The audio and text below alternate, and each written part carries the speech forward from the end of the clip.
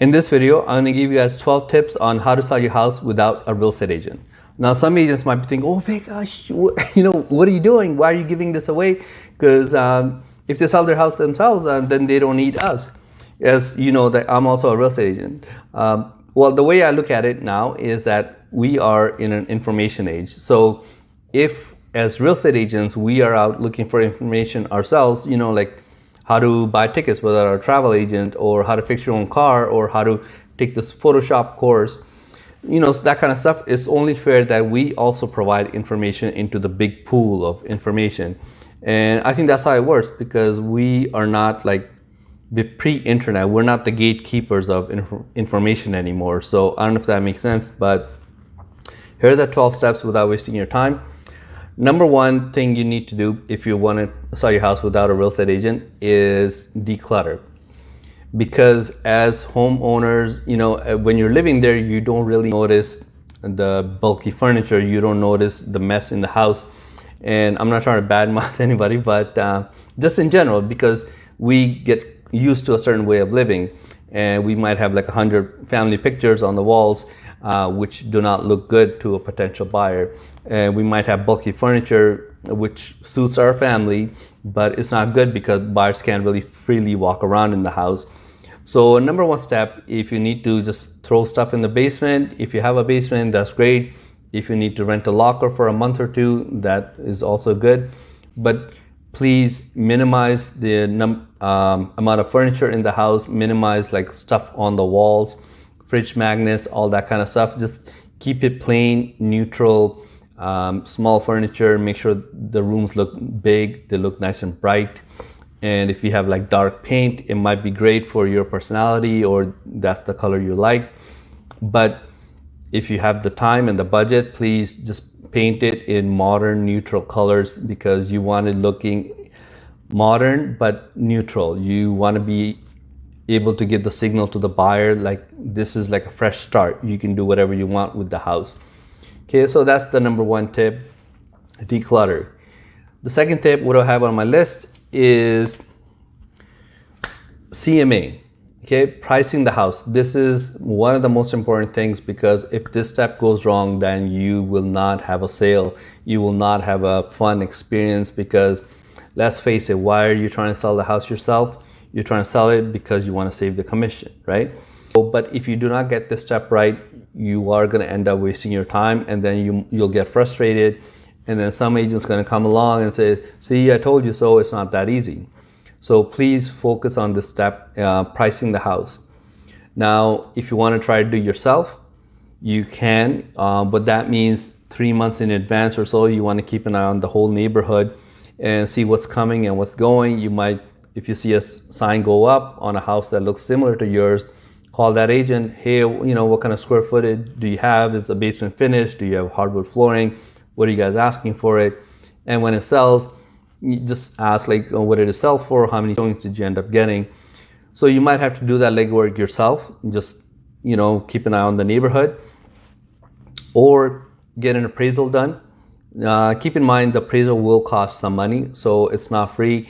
And what I've noticed from my experience, appraisals usually come in below market value. So if an appraisal comes in at about $850, chances are your house is worth more than $850. Okay, and it's not going to be free. The third best idea, by far the best idea, is call a few real estate agents. Now, what I would recommend, just to be fair to them, because they're going to spend some time on this, just be fair and upfront. Just say, you know what, I'd like to know what my house is worth, but just to be clear, I am going to try to sell it myself. And if things don't work out, then maybe, I'll keep your number handy, and then maybe at that time we can keep in touch. So just so they're aware, because they don't want to come in all excited and thinking they're getting the listing, and, they do all the work, and then you're like, okay, well, I'll talk to you later, and then you don't talk to them again. So I think you should be fair on both sides. Just be upfront, and then most agents, they'll gladly help you out, because they know that, okay, if by chance you're not able to sell it themselves, and if they made a good impression, then you'll contact them. So that is the best way to figure out pricing on a house. They'll come in, they'll tell you what's been going on in the neighborhood, and from their experience, what it can sell for, which way the market's turning, how many houses are on the market, because supply and demand. If there's 20 houses like yours, the price is different. If there's 0 houses like yours, the price is a lot higher. So they'll help you out with the pricing. Okay, so let's say your price comes in at about $900,000. Your house is worth about $900,000. Okay. Next step you have to figure out is how you're going to price it. Are you going to price it at 905, 910, and then just be open to the first decent offer that comes in around 900 and just take that one, which used to be the normal way for many, many years? Are you going to do that, or are you going to try to do another strategy where your house is worth 900, but you price it at about like 825? So it looks attractive to the buyers, and then a whole bunch of buyers come in. And what your hope is that you hold off on offers for 5-6 days. And then on the 6th day, on offer night, you have 10 offers because people are like, oh yeah, maybe I can get it for 825, 875. And then you have 10 offers. And then what you're hoping on your end is that it ends up selling for more than 900. Whichever way you want to go, I can't really comment on that because I don't know which market you're in and I don't know your comfort level, because some sellers, they just want certainty. They're like, I don't want to go through that circus. If the house is worth 900, I'll price it 905, leave some wiggle room for negotiations, and that's it. I don't want that whole circus. Some people like that circus, so that's up to you. That's up to your comfort level. I can't really tell you which way to go for that one. Next step I have on my list is pre-inspection. Now, the way the market's going, the house will sell like this. What the pre-inspection, the benefit of that is that if you tell your buyer, hey, you know what, I have a pre-inspection done, I'm looking for a firm offer on my house, but you're free to look at this, have somebody look at it, no problem, and here are the few items that came up. When the buyer sees that, they have a bit more peace of mind that, okay, you know what, that's not bad, I can deal with that stuff, that's not a big deal, I'll give them a good price just so I can get the place.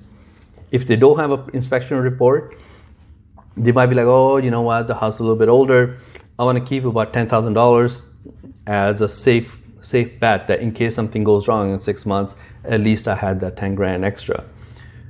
If you have the inspection report, he might feel a little bit better. You know what, I could put in another 10 just to make sure I get the house. Okay, so get a pre-inspection done. It's not going to be free, obviously. Depending on who you go with and what kind of inspection you get, you could be looking at about $400 to $700, $800. Okay, so keep that in mind. I think it's worth it personally. The next step is staging. Staging can be a little bit tricky because it is not cheap.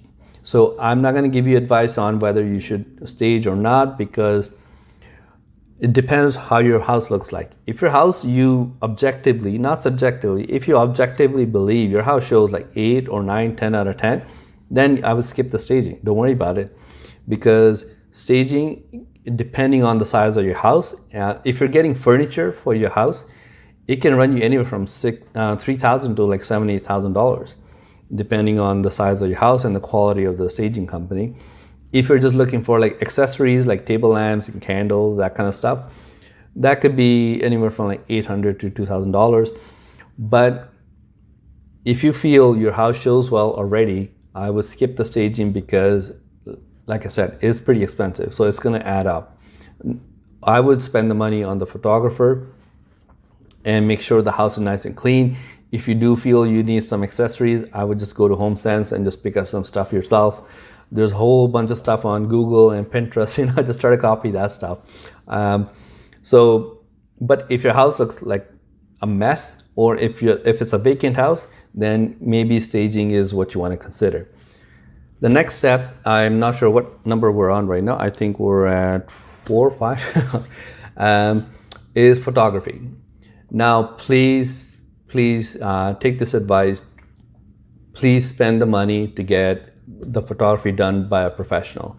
Unless you happen to be a photographer yourself, please do not skimp out on this one, because this is what makes it or breaks it on the internet. Everything's online. Everything's all about pictures. Everybody loves to look at nice houses. But if your house, like if you end up, you know what, oh, I have a nice cell phone, I'll just take pictures with my cell phone. It's not it's not even close to what a professional can do. So please spend the money. You are probably looking at anywhere from $250 to $500 depending on how much you end up getting. So please spend that money, get a photography done by a professional. It's going to make a big difference, because sometimes I've seen photos, even on MLS, sometimes the agents cheap out on the professional photographer.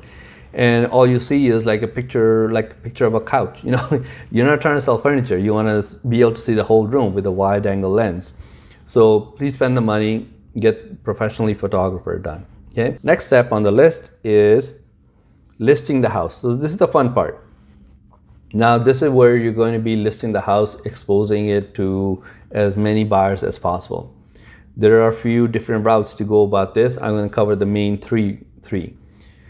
The cheapest and sometimes free is Kijiji and Marketplace. Now, if you want to do it yourself and now you have nice pictures, you know what price you want. If you think Kijiji and Facebook Marketplace are enough, and that's fine. It might work out that way. You might get a buyer and you're done, and no problems. You saved a lot of money. So post it on Kijiji, post it on Marketplace. Now I think Kijiji will also charge you, because if you want to stay on top of the list, and there's always fees for that. But that's the cheapest route. The next cheapest route is going on the MLS. Now there are some companies, they're called like Facebook companies. What they'll do is they'll say that, okay, give us like $500 or $1,000. We will post your listing on the MLS, but you are responsible for everything. Once you pay us, our job is done, we're out. You are responsible for negotiating the offers, doing the showings, booking the showings, and when offers come in, you're going to be negotiating with agents. If it's like $500 an agent brings the offer, you are responsible for negotiating his commission by yourself. So basically all they're doing is taking a fee to put you on the MLS, and the rest is up to you. That might be okay. You might be okay with that, but just remember that you're going to end up paying them whether the house sells or not. Okay, so that's option number 2. Option number 3 is going the traditional route and going through a real estate agent, where you will get full service and they take care of everything. But like I said before, this is not a video about how agents can benefit you when you're selling your house. I'm not going to cover that part, so because then it looks like a very biased video. So, but that's option 3. It's out there. Now, let's assume you did not go through the traditional real estate approach and you're not on the MLS. You're just posting on Facebook sites and Kijiji and Facebook Marketplace. And that's fine. There's nothing wrong with that. But just a heads up, the next thing that's going to happen is you are going to get a whole bunch of calls from real estate agents. Now, the calls are going to go something like this. Either, number one, they're going to say they have a buyer for your house and they would like to come and see the house. Now, just a heads up, there is a small percentage where that might be true. They might be looking because the supply is so low. They might be looking on MLS. They didn't find anything, and now they're looking at other areas to see if they can find something for their buyer. But that's a very small percentage. I'm just going to give you a heads up on that. The majority of the calls that are going to come in are going to be from real estate agents, and they'll be like, I have a buyer for your house. Can I come by, see the house, and see if it's a good fit for my buyer? Now, what their hope is that when they come in, see the house, they are able to do a sales pitch on themselves and how they can market the property better than you and try to get the listing. So that might happen.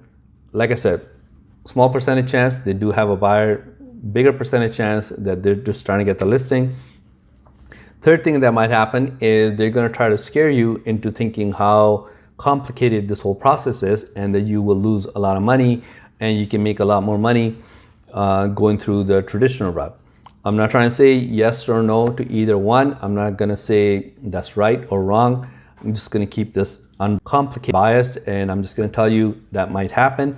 Whether that's true or not, that's between you guys. You guys can have a discussion.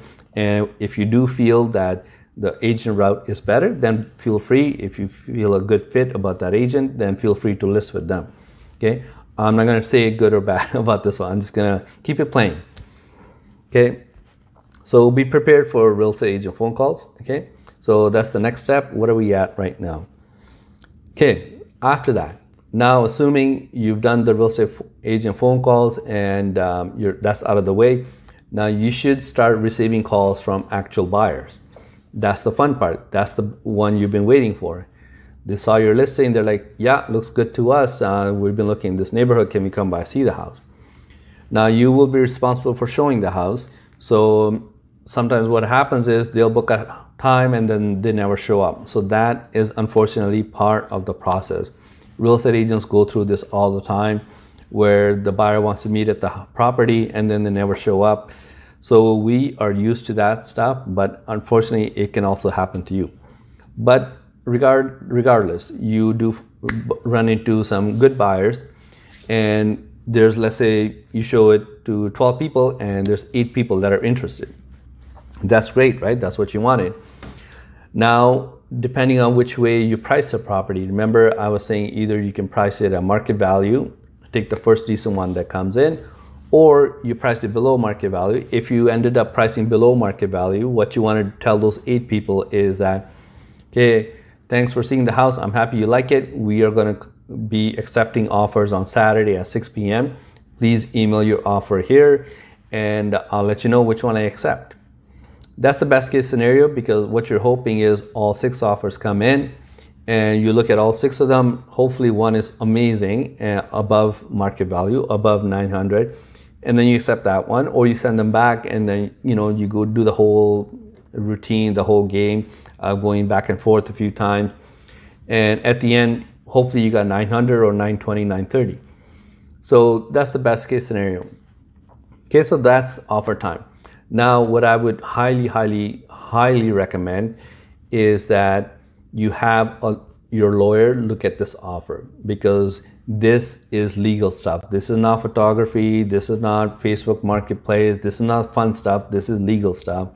What you don't want is you don't want to sign off on something and then later you find out there were some tricky clauses in there and now you're stuck, or the price is not what you expected, or you ended up including stuff that you didn't want to include, or there's some clause in there that they're able to remove a buyer, add a buyer, or negotiate the price after, like all kinds of stuff. So what you don't want is funny business going on in this offer. So when you're looking at offers, tell them, put a clause in there that is conditional upon the seller's lawyer's approval for the next 12 hours, 24 hours.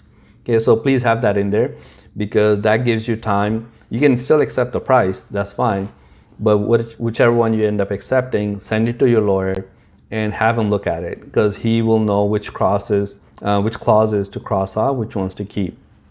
That is going to save you a big headache on closing time. Okay, so if you don't want to go through a real estate agent, please at the least have a lawyer look at the offer, because agents do this all the time, so they're aware of what should be there, what should not be there. Okay, so assuming the lawyer looked at it, he picked out the clauses he likes, which ones he doesn't, he crossed off, and the buyer accepted the changes, then at that point the house is sold. Now I'm assuming in this case it was a firm offer. So if it's a firm offer, they dropped off the check, a deposit check, make sure it's certified or money ordered to be held in lawyer's trust account. Okay, so if they've done that and it's a firm offer, congrats, the house is sold. And that's what you wanted, and you ended up saving on real estate commission. Now, if the offer was conditional, most common conditions are financing and home inspection. So if the offer was conditional and you accepted the price, the lawyer looked at it, he goes, yeah, looks good, thumbs up. You guys both signed off on it. Now, the house is only sold conditional, which means that if the buyer's financing doesn't go through, or if they do their own home inspection, even though you already had a home inspection report, but they weren't happy with that. So if they do their home inspection and there's stuff that they are not happy with, they have the right to back out and get their deposit back. Or if they don't get their financing, they have the right to back out and they get their deposit back. So the deal's canceled. Then you got to start all over again. Okay, so that might happen. But let's pray for good news. Let's hope everything went well. They were pre-approved. They got the financing done. Now the house is sold. This is where your job is kind of pretty much done, because now all you have to do is forward everything to the lawyer. You'll already have the offer, but now this is where the lawyer takes over, because this is all legal stuff from here on in. He's got to make sure the title's clear. Their side's lawyer is going to get in touch with your lawyer, and they're going to take over from here. They're going to be, transferring title, transferring the deed, handing over keys, handing over the financing. The financing goes through. So all that stuff is legal stuff, which you don't really have to worry about. You did the hard part, and you sold the house, and the house is sold firm. So that is the basic process. Let me see if I missed anything here. No, I think that's pretty much it. So that is the basic process from beginning to end. And so if you can handle all these steps and you have the time and the expertise to do this, by all means, go for it. And you will save money on the real estate commission. If this seems a little bit overwhelming to you, then I would recommend then just go with a real estate agent.